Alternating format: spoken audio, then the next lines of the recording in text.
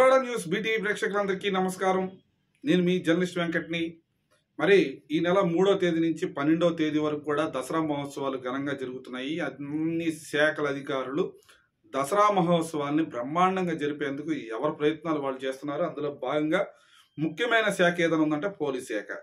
మరి విజయవాడ కమిషనర్ రాజశేఖర్ బాబు గారు ప్రత్యేకంగా మరి ఎటువంటి అవాంఛనీయ సంఘటనలు జరగకుండా, ఎవరికి ఇబ్బందులు కలగకుండా, లక్షలాది మంది వచ్చే భక్తులకు ఇబ్బందులు లేకుండా చేసేందుకు తమ వంతు కృషి చేస్తున్నారని చెప్పుకోవాలి. ఎందుకంటే మన రాజశేఖర్ బాబు గారు ప్రత్యేకంగా ఈసారి దసరా మహోత్సవాల్లో భాగంగా అక్కడ ముందస్తుగానే సీసీ కెమెరాలు ఏర్పాటు చేసి అక్కడ ఉన్న పరిస్థితులను ఎప్పటికప్పుడు తమ సిబ్బంది ద్వారా తెలుసుకునే ప్రయత్నం చేస్తున్నారు. ఎక్కడైనా ఎటువంటి అవాంఛనీయ సంఘటన జరిగినా, ఏదైనా ఇబ్బందికర వాతావరణం నెలకొన్నా వెంటనే ఆ ప్రాంతానికి వెళ్ళిపోయి అక్కడ ఉన్న పరిస్థితిని సమీక్షించి సర్ది చెప్పే ప్రయత్నం చేసి మొత్తానికి దసరా మహోత్సవాలని కన్నుల పండుగనే కాదు విజయవంతంగా ముగించేందుకు కూడా ప్రయత్నాలు అయితే చేస్తున్నట్టుగా మనం ప్రత్యక్షంగా కనిపిస్తుంది.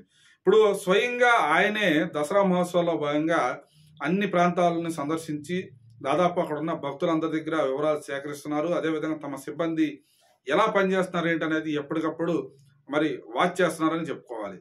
అంతేకాకుండా సీసీ కెమెరాల ద్వారాగా ఎక్కడెక్కడ ఎలాంటి ఏర్పాట్లు చేస్తున్నారు, ఎక్కడెక్కడ ఎలాంటి ఇబ్బందులు లేకుండా చూస్తున్నారనే అంశాలను కూడా స్వయంగా ఆయనే వివరిస్తారు. ఇప్పుడు మీరు చూద్దరు కానీ దసరా మహోత్సవాల్లో పోలీస్ శాఖ సంబంధించిన అంటే అక్కడ శాంతి భద్రతలకు సంబంధించి ప్రధానంగా ఎవరికి ఇబ్బంది కలగకుండా ఉండేలా చేయాల్సిన బాధ్యత విజయవాడ కమిషనర్ రాజశేఖర్ బాబు గారి మీద ఉంది. కాబట్టి ఆయన దగ్గరుండి పర్యవేక్షణ చేయటం ఇప్పుడు అందరినీ ఆకట్టుకుంటుంది. మొత్తంగా విజయవాడ పోలీస్ కమిషనర్ తమదైన శైలిలో ముందుకెళ్తున్న తీరును మనం చూస్తే ఇప్పుడు వాస్తవానికి గతంలో కొన్ని జరిగిన సంఘటనల నేపథ్యంలో మరి అలాంటి సంఘటనలు ఏవి జరగకుండా ఉండడానికి, ఎలాంటి ఇబ్బందికరమైన వాతావరణం లేకుండా ఉండడానికి ప్రయత్నం చేస్తున్నారని చెప్పుకోవాలి. మరి ఆయన ఏం చేస్తున్నారు ఏంటనేది ఇప్పుడు మీరు ఆయన సీసీ కెమెరాల దగ్గర మాట్లాడుతున్నారు. ఆయన మాట్లాడితే మీరు వినండి.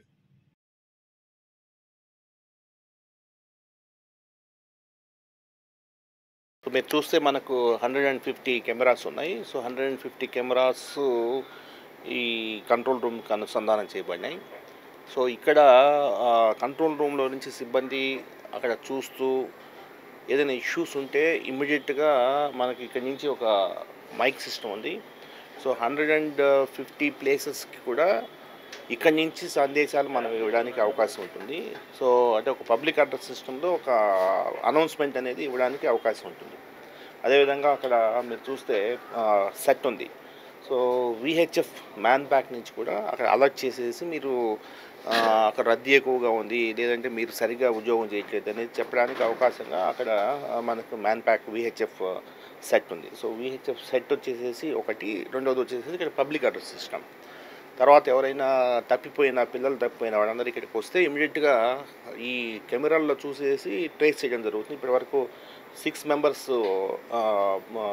తప్పిపోయిన వచ్చిన మరుక్షణం కెమెరాస్ని బట్టి చేసి మనం 6 మందిని కూడా ట్రేస్ చేయడం జరిగింది. అదొకటి. తర్వాత అక్కడ చూస్తే మీకు drone view, so live video tour every 15 మినిట్స్కి మనము లైవ్ వీడియో టూర్ చేస్తాము. సో లైవ్ వీడియో టూర్లో మనకు కనిపిస్తుంటుంది అసలు ఏం జరుగుతుంది అనేది మనకు కనిపిస్తుంటుంది. సో దాన్ని బేస్ చేసుకొని ఇక్కడ ఇన్స్ట్రక్షన్స్ ఇస్తాము. సో అది ఒక ఇంటర్వెన్షన్ ఈసారి చేయడం జరిగింది. తర్వాత మీరు కింద చూస్తే అస్త్రం విజయవాడ ట్రాఫిక్ పోలీస్ అని ఒక యాప్ ఉంది. సో యాప్లో మీకు చూస్తే గమనిస్తే మహానాడ్ జంక్షన్లో 8 గంటలకు ఎంత కంజెషన్ ఉంది, 9 గంటలకు ఎంత కంజెషన్ ఉంది, 11కి ఎంత కంజెషన్ ఉంది, 12 గంటలకు ఎంత కంజెషన్ ఉంది, అట్లా టోటల్ కంజెషన్ 16.58 కిలోమీటర్ కంజెషన్ ఉంది అంటే త్రూ అవుట్ ద డే. అదేవిధంగా సో ఫుడ్ కటింగ్ దగ్గర ఎంత ఉంది, వైవి రావు ఎస్టేట్ జంక్షన్ దగ్గర ఎంత ఉంది, అలాగా మనకు కంజెషన్ లెన్స్ కనిపిస్తుంటాయి. సో కంజెషన్ లెన్స్ని బట్టి ఒకవేళ ఇక్కడ కంజెషన్ పెరుగుతూ ఉంది, ఇక్కడ కంజెషన్ పెరుగుతున్నప్పుడు దీనికి ఆల్టర్నేట్ రూట్ అనేది చూజ్ చేసుకునేలాగా అంటే డైనమిక్గా ట్రాఫిక్ని మనము ఆర్గనైజ్ చేయడం.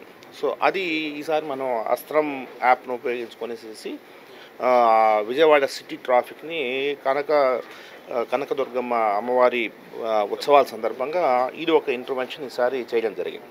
ఇది కాక మీరు పైన చూస్తే నవరాత్రి ఉత్సవాలు విఐపి దర్శన్స్ ఎంతమందికి ఇచ్చాము.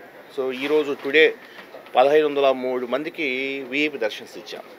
సో సో అంటే ఒక అప్లికేషన్ తయారు చేసాం, మొబైల్ అప్లికేషన్ తయారు చేసేసి దాని నుంచే పాసెస్ జనరేట్ చేసి ఇస్తున్నాం. తర్వాత అక్కడ సైబర్ సోల్జర్స్ అని ఉంది. సైబర్ సోల్జర్స్ చూస్తే మీకు ఇప్పటి వరకు 1,24,000 మందిని మనము సైబర్ సిటిజన్స్గా తయారు చేసాం. అంటే ఒక భారీ ఎత్తున ఒక అవేర్నెస్ క్యాంపెయిన్. ఎందుకంటే ఇంత పెద్ద ఉత్సవం జరుగుతున్నప్పుడు ప్రజల్లో ఒక అవేర్నెస్ క్రియేట్ చేయడానికి దీన్ని ఒక సాధనంగా తీసుకొని చేస్తున్నాం. సో ఈ విధంగా టెక్నాలజీని మనము ఉపయోగించుకుంటూ ముందుకు పోతున్నాము. సో సత్ఫలితాలు వస్తున్నాయి. నెక్స్ట్ టైం నుంచి ఇంకా దీన్ని ఇంకా ఫుల్ ఫ్లెడ్జ్డ్ కంట్రోల్ రూమ్గా తయారు చేయడము, అసలు ఈ బిల్డింగ్ని ఏ విధంగా మనం ఉపయోగించవచ్చు అనేది మనం జాగ్రత్తగా ఆలోచించి ముందుకెళ్ళాలనేది ఆలోచన. ఇందాక చూసాం మనం రౌండ్ షెడ్ ఉంది. రౌండ్ షెడ్ దగ్గర నుంచి ఫ్రీ లైన్లో ఒక వ్యక్తి దర్శనం చేసుకుని బయటకు రావడానికి ఎంతసేపు పడుతుంది అనేది చూసాం. కానీ చూస్తే మనకు 18 నిమిషాల్లో ఒక వ్యక్తి రౌండ్ షెడ్, మీరు పైన చూస్తుంటారు ఒక రౌండ్ షెడ్, మన స్టీల్ గేట్ అంటారు. సో అక్కడ ఆ రౌండ్ షెడ్ దగ్గర నుంచి బయటకు రావడానికి 18 నిమిషాలు పట్టింది. అదేవిధంగా 300 రూపీస్ లైన్లో పోయే వాళ్ళకి ఎంతసేపు పడుతుంది, 500 రూపీస్ లైన్లో పోయే వాళ్ళకి ఎంతసేపు పడుతుంది, ఇటువంటివన్నీ కూడా మనకు దాని నుంచి తెలుస్తాయి. తర్వాత మనం ఒక టైమర్, మన కౌంటర్ ఒకటి పెట్టాం.